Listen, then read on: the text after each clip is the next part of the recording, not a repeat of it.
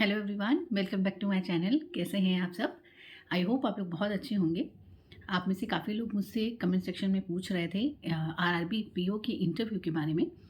Even paper से पहले भी काफ़ी लोगों ने पूछा था, तो मैंने बोला था कि मैं डिटेल में इस पे वीडियो ज़रूर बनाऊंगी, क्योंकि ऑब्वियस सी बात है, जब मेंस हो जाता है तो अपने के अंदर खुद भी ये चीज़ आती है कि हाँ, इंटरव्यू कैसा होता होगा, क्या होता होगा। जिन लोगों ने दे रखा होगा उनको तो पता होगा, बट जिनने नहीं दिया होगा उनके मन में ये थोड़ा-सा नर्वसनेस कह लीजिए, एक्साइटमेंट कह लीजिए, ये होता ही है। क्योंकि मैंने खुद जब दिया था, मेरा फर्स्ट टाइम था, जैसा कि आप लोगों को बताया था मैंने।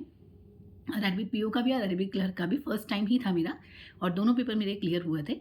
बट आरआरबी क्लर्क में तो कोई इंटरव्यू होता नहीं है, तो उसमें तो फाइनल मेरा रिज़ल्ट आया था। पर आरआरबी पीओ में इंटरव्यू था। तो मेरा भी फर्स्ट एक्सपीरियंस था, मुझे भी नहीं पता था। ऐसे मैं भी यूट्यूब पे ढूँढती रहती थी कि कोई वीडियो ऐसी मिल जाए जिसमें एग्ज़ैक्ट मुझे ये पता चल पाए कि होता क्या है। मतलब एक होता है ना कि जिसने इंटरव्यू दिया होगा वो बहुत अच्छे से आपको बता सकता है एक-एक डिटेल, बेसिक डिटेल्स कि क्या-क्या होता है। तो मैंने खुद ये इंटरव्यू दिया, क्लियर किया और मेरा सिलेक्शन हुआ। तो मैं चाहती हूँ कि जो क्वेश्चंस मेरे मन में तब थे जब मेरा इंटरव्यू था, वो मैं अगर उनके आंसर्स आपको दे पाऊँ, तो मुझे लगता है आप लोग को बहुत हेल्प मिलेगी। अभी इंटरव्यू के बारे में बात करें तो बहुत सारी चीज़ें हैं। बहुत सारे लोगों ने अलग-अलग क्वेश्चन पूछे हैं कि क्या प्रोसेस होती है, या क्या अटायर होना चाहिए, हमें क्या पहनना चाहिए, या क्या कितने नंबर पे होता है। पूरा प्रोसेस हम डिस्कस करें, किस तरीके के क्वेश्चन होते हैं, पैनल, सब कुछ, बहुत सारी चीज़ें पूछी हैं। तो अगर एक वीडियो में मैं सब कुछ बताऊँगी तो वीडियो बहुत लंबी हो जाएगी। तो मैंने ऐसे सोचा है कि मैं आप लोग के लिए एक मतलब छोटी-छोटी वीडियो इंटरव्यू की बनाऊँ, एक तरीके की सीरीज़ कह लीजिए, इंटरव्यू सीरीज़, जिसमें मैं आपके से साथ सब कुछ डिस्कस करूँगी इंटरव्यू का। मतलब एवरीथिंग, प्रोसेस, क्या पहनना चाहिए, कैसे क्या होता है, किस तरीके के क्वेश्चन होते हैं, पैनल कैसा होता है, सब कुछ। ठीक है? तो इस वीडियो को देखिएगा ज़रूर, आप लोग को बहुत हेल्प मिलेगी। और आरआरबी क्लर्क मेंस की मैंने ऑलरेडी स्ट्रैटेजी अपने चैनल पे प्रोवाइड की हुई है। जो बच्चे आरआरबी क्लर्क मेंस की तैयारी कर रहे हैं वो उसको ज़रूर देखें। आगे और भी मैं वीडियो आपको प्रोवाइड करूँगी। तो आज जो ये वीडियो है इंटरव्यू के बारे में, इसमें हम शुरुआत से शुरू कर रहे हैं। मतलब कि हमारा क्या अटायर होना चाहिए और क्या वहाँ पे होता है। ठीक है? तो पहले मैं अटायर की बात करूँ, तो मैंने फॉर्मल अटायर ही होता है इसमें। तो आप उसमें 2 तरीके का, अगर मैं फीमेल कैंडिडेट की बात करूँ पहले, तो आप चूज़ कर सकते हैं, या तो आप सूट पहन लें या फिर जो फॉर्मल अटायर होता है, ट्राउज़र विद शर्ट, कोट, वो। तो ज़्यादातर क्योंकि आरआरबी है, तो थोड़ा-सा रहता है कि अगर सूट वाला रहे तो अच्छा रहता है। मैंने भी सूट ही, प्रॉपर सूट पहना था। और बहुत ही ऐसे कलर नहीं आपको पहनने हैं जो बहुत ही ऐसे इतना विज़िबल बहुत ज़्यादा दिखें दूर से।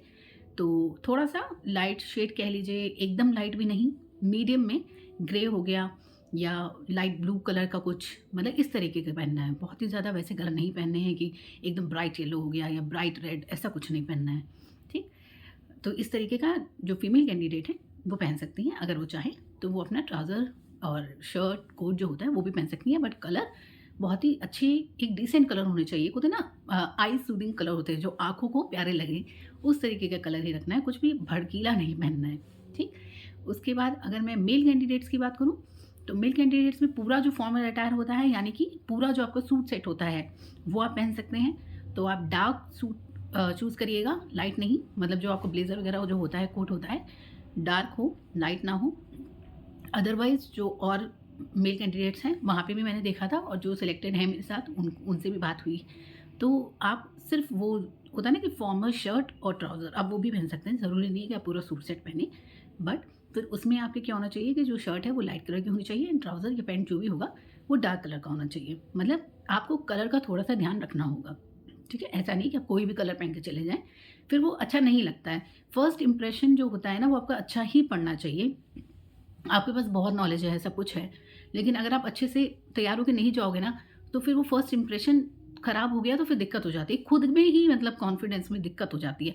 आप सोचिए, आप वहाँ पे जाएँगे, बहुत सारे बच्चे वहाँ पे आए होंगे, तो अगर आपने कुछ इस तरीके का पहना होगा, जो और लोगों ने नहीं पहना, आप एकदम अलग लग रहे हो, तो आपका कॉन्फिडेंस लूज़ हो जाएगा।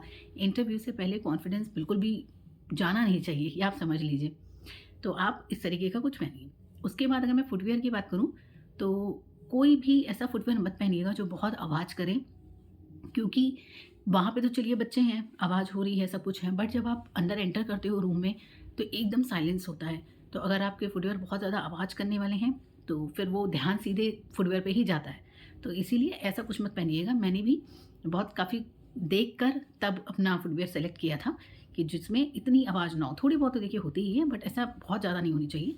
सेम मेल कैंडिडेट में आप जो भी शूज़ पहनेंगे वो ऐसे ही हों, जिसमें ऐसे नहीं है कि आप रूम में एंटर कर रहे हैं तो बहुत तेज़ आवाज़ आए।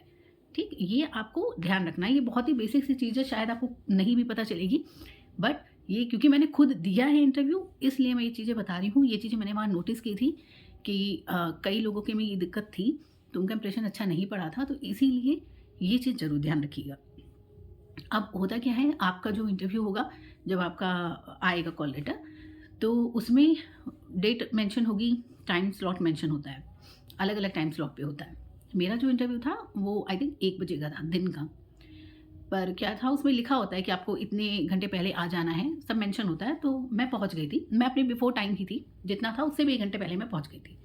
तो वहाँ पे जब हम जाते हैं, तो पहले बिठा दिया जाएगा आपको, उसके बाद जब आपका डीवी शुरू होता है, तो डीवी में आपको बुलाया जाएगा, यानी कि डॉक्यूमेंट वेरिफिकेशन, उसमें आपको बुलाया जाता है। उससे पहले थोड़े बहुत साइन वाइन करने होते हैं इधर-उधर, वो पता चल जाता है। फिर डीवी शुरू होता है, तो डीवी में क्या होता है कि कई बच्चों के डॉक्यूमेंट्स जो होते हैं, गड़बड़ निकल जाते हैं। मान लीजिए आपके आगे 3 बच्चे हैं, तीनों के गड़बड़ निकल गए, तो वो तुरंत आपका मतलब ऐसा नहीं करेंगे कि वो उन तीनों का वेट करेंगे, फिर आपका नंबर आ जाएगा। अगर आपके डॉक्यूमेंट सही हैं, तो आपको ऊपर भेज दिया जाता है। मतलब मेरे केस में मैं बता रही हूँ, जहाँ हमारा इंटरव्यू हुआ था, तो बेसमेंट में हमारा डीवी हुआ था और ऊपर हमारा इंटरव्यू हुआ था। तो फिर मुझे ऊपर भेज दिया गया था और ऊपर फिर मैं वेट कर रही थी। ठीक है? डीवी में क्या-क्या देखते हैं, अब इसमें भी बहुत सारे डॉक्यूमेंट्स होते हैं, मैं आपको अलग से भी इसके बारे में बताऊँगी। अदरवाइज़ जो आपके बेसिक डॉक्यूमेंट्स हैं, मार्कशीट्स हैं, जितने भी सर्टिफ़िकेट्स हैं, वो सब उसमें होते हैं। कैटेगरी सर्टिफ़िकेट है तो वो होता है, ये सब चीज़ें उसमें होती हैं, ठीक है? और मान लीजिए कोई सर्टिफ़िकेट गलत निकल गया या कुछ हो गया, तो वो आपको टाइम देते हैं। ऐसा नहीं कि बहुत आपसे वैसे हार्शली बात करेंगे, ऐसा कुछ नहीं, बहुत आराम से बात करते हैं और आपको बताएँगे, आपका वेट भी करेंगे, आपको बताएँगे सॉल्यूशन भी। अगर कुछ बहुत ही गड़बड़ निकल गया, तो बात अलग है, अदरवाइज़ वो पूरा सपोर्ट करते हैं। मैं अपने केस में बताऊँ तो मैं भी लाइन में थी। मेरे आगे थे 3-4 कैंडिडेट थे, तो 2 का कुछ गलत निकला था, तो मेरा नंबर जल्दी आ गया था।